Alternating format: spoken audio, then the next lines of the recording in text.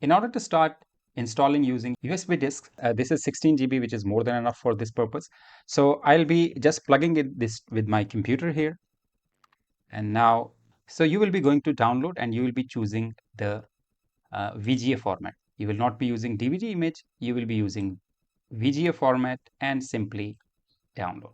This is IMG format, and if you see here the DVD, it was an ISO format. You can see here VGA is for the USB installer and DVD is for the ISO installer. So ISO installer can be used as the DVD disk image, or it can also be used for the virtual appliance.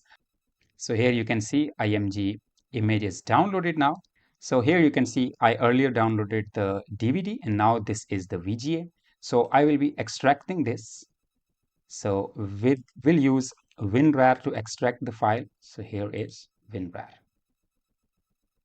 So it will be an IMG format here. All right. All right, so you can see here that image is extracted here, and this is in the folder OPNsense, and here is VGA AMD image. So how we are going to use it? So I have connected the bootable USB disk here, so that USB disk is already connected. So let me reconnect that again. So the disk is connected, which is here. So I'll be using Balena Etcher to create the bootable disk. So this is a small software that you can download from Balena Etcher. So I'll be using flash from file. So here is the VGA IMG format. So I'll be using IMG here. Choose the disk, which is SanDisk, which is already connected here, and select, and then simply click on flash.